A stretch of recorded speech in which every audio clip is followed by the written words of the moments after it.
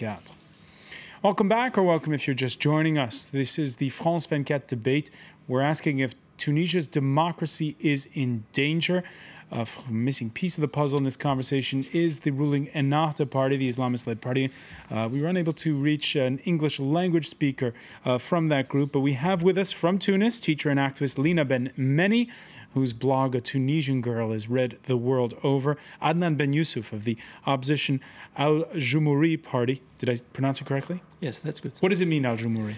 Republican Party. The Republican Party, center-left party.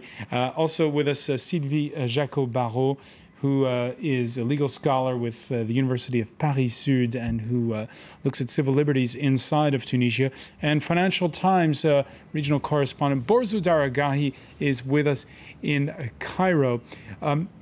3 weeks ago, it became headline news in France. An elected regional official of Tunisian origin vacationing in his native city of Bizerte when he and his family were attacked by Salafists.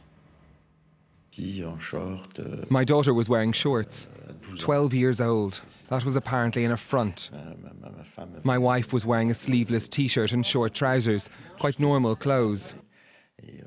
There was a cry in Arabic, Bled Islamia, which means Islamic country. There were a lot of people on the terrace. It was packed and no one moved. And I was in the middle of all of these people. Adnan Ben Yusuf, you hail from that same city of Bizerte. And I think that it's one of the most tolerant and open place in Tunisia, with people really very simple and very free. And I think it's not good, and it's not good because all those events are attacking such. Why did it happen in your view? I think that the Salafis are attacking our events, such artistic, such political events that bring political party, that brings civil society to people. And I think they want to stop this work, this grassroots work, this work for building democracy. And this is the threat. The threat is that attacking the roots of democracy, which is relationship between people, discussion and debates. And I think that this must stop. And Ennahda did not be able to stop that because there is a clear support from inside Ennahda to these people, because there is a clear link and a clear proximity of ideologies from some wing of the Ennahda and these people. This is one aspect, and I think also this is a way of saying that we are not accepting everything, and these people act on beyond of Ennahda in some times. So I think also there is a clear weakness of Ennahda expressed on that aspect. Ennahda is not a major party in Tunisia.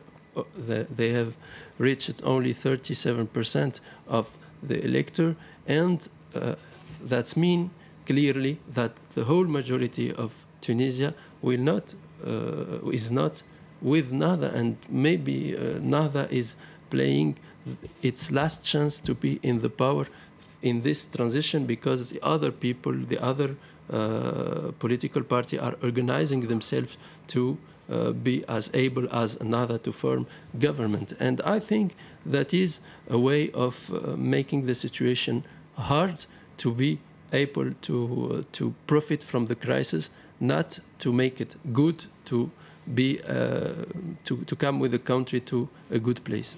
Borzou Daragahi, you're in Cairo right now. Listening to this, is it a familiar story when you look at Egypt, when you look at Libya? Yeah, indeed. The Salafists, for example, over the weekend in Libya, destroyed a number of sometimes archaeologically important Sufi shrines as part of I don't know what else to call it, a sectarian war against another branch of Islam. And in Egypt also, the Salafists have been a little bit less active on the streets lately, but that's only because they're seated in the Constituent Assembly here, putting pressure on other members of the Constitutional Assembly to include provisions, Islamic provisions, in the Constitution. But interestingly about Tunisia, one of the strong points, one of the selling points that Nahda had when it was elected was that we're the ones who can deal with the Salafists. We're the ones who know how to talk with them. And in speaking repeatedly with Nahda officials over the months, they've told me that we are going to try to convince the Salafists to play by the rules of the political game. They have not been able to do that. I think that's just a symptom of their weakness, as your previous guest was saying. But also, I think they see some tactical advantage in letting these people terrorize civil society so that they have a more unfair playing field to contend with in the coming political battle. Sylvie Jacot-Barrot, are Ennahda ahead of the game or behind it? That's hard to say. Both, probably. There's, I think, a problem of public order in Tunisia. Public order is enforced violently against a number of people, such as artists, some writers, some demonstrators, and it's totally non-existent as far as Salafists go. They can do anything they like, burn down hotels. It seems to me they have some kind of protection from at least one wing of Nahda, because it's very comfortable in the end for Nahda. They say we are Turkish Islamists in a way, normal, gentle, modern. So they can point at the Salafists saying, you see, we are moderate in opposition with the Salafists. Nahda seems sometimes to be playing a strange game. All right, so Adnan Ben Youssef, you said how in Bizerte, peaceful town, number of people who are part of this Salafist fringe are small. We're conservative, yeah. We're not against Nahda. Some of them were inside Nahda. One of the persons that have been. So what percentage? Injured, all right, what percentage of the people? I know this is a guesstimate, but what percentage of the people in Bizerte would have been in favor of beating up that French regional councillor and his family? I don't think there is a little minority. We speak about some hundreds of people. We do not speak about thousands of people. Maybe in the whole country there is some thousands of people from the Salafis, but we speak in Bizerte something of some hundreds of people, and this is totally abnormal. But I think also that is the responsibility of us, of those people who organize things. They must protect themselves, like we do in France, like we protect our events. That's absolutely normal, and I think that there is some way a weakness of opposition or some weakness of the civil society to deal with the Salafists, at least to protect their events. All right, you say hundreds. Our correspondent in Tunis, David Thompson, found the families and supporters of some of the reported dozens of Tunisian jihadists who are now allegedly fighting in Syria. Thanks to God, without these jihadists, the occupiers would be here today raping our women and attacking us. These prisoners are the elite of our country. We're proud of them. Borzudar Gahi, what will happen to those jihadist fighters when they come back from Syria? I mean, I think that's a really good question. I think that if you look at how the Arab governments dealt with those types of people in the past, they either put them in prison right away or they kept them under very close scrutiny by the security forces. It's going to be very interesting to see how it plays out now that you have these so-called moderate Islamist governments in Tunisia, in Libya, and Egypt, how they will welcome back these people, how they will treat them, and whether they will come back with another agenda of destabilizing their home countries. May you think seriously that there be a destabilization of Tunisia by them? Well, I mean, it depends. If they come back and they are, they continue to be driven by this cause of jihad, and they look around them and they see what they perceive as a decadent land, not living in accord with the Sharia, then yeah, it's very possible that they will decide that, as they did in Libya, as they did in Egypt, as the veterans of the Afghan jihad did throughout the Arab world, decide that they need to pursue their efforts in their own countries. Lina Ben-Meni, the images were shown around the world during the overthrow of Ben Ali, of women wearing jeans, no headscarf, who were there on Bourguiba Avenue, leading part of those protests. Do you feel as though there is this sort of weight today? Is it harder for a woman? Well, actually, times are harder for women right now. When we see all the debate launched after the announcement of Article 28, talking about complementarity instead of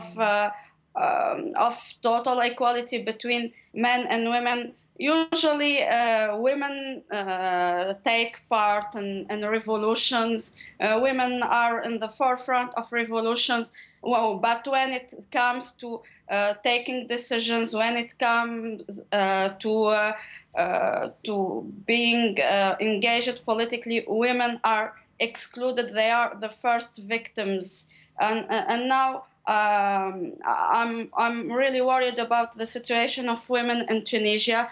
There is a pressure by the civil society, and fortunately there is this pressure.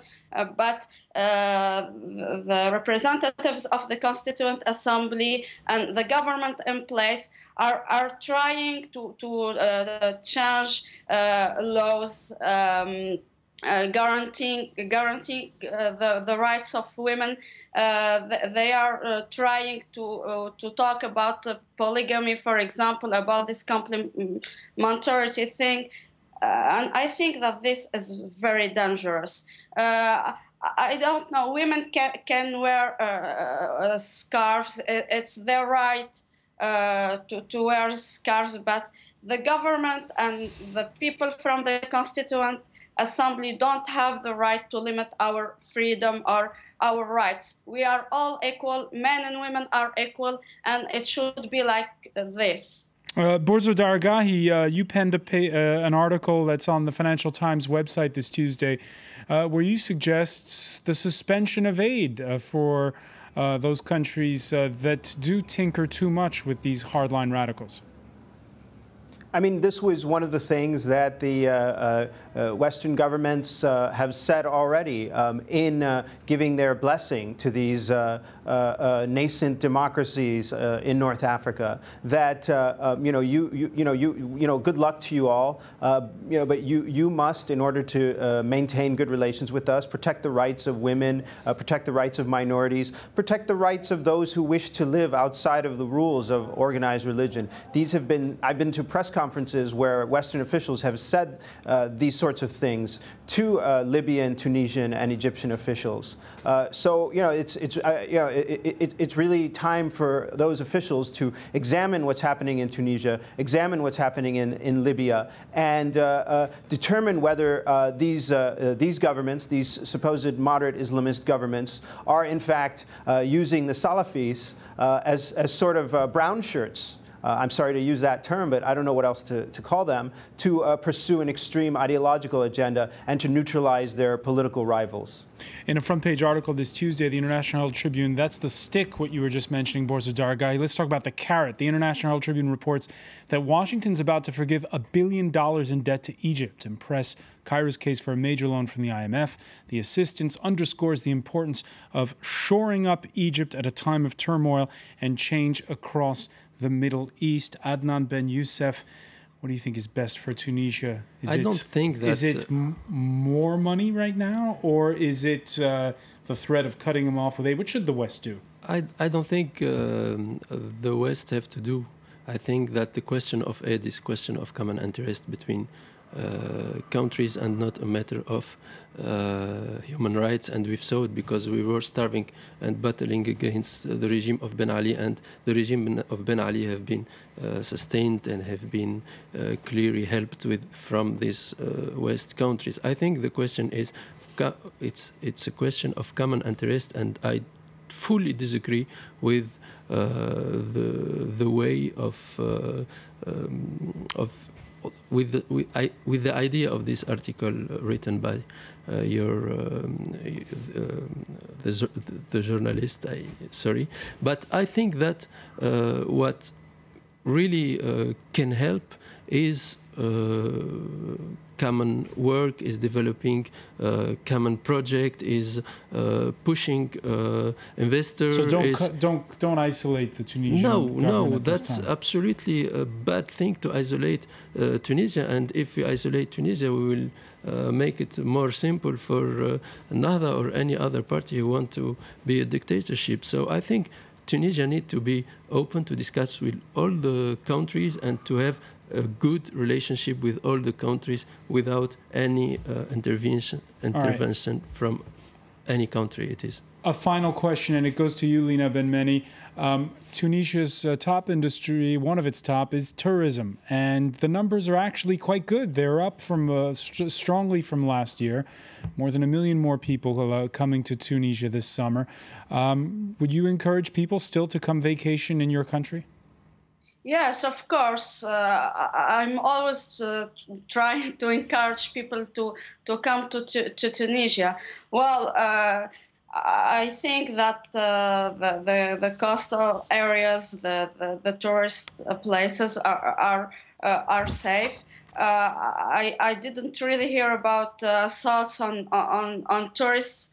Well, there is the case of the Tunisian PS representatives, but this is an isolated case. I see tourists walking safely on Tunisian streets, and yeah, Tunisia or Tunisian people did their revolution, and we need the support of foreign countries. We don't need foreign interference in our internal affairs, but they can help us by encouraging people to come and visit this Tunisia, to help Tunisians who broke the fear barriers. And I think that is the thing to do for Tunisia.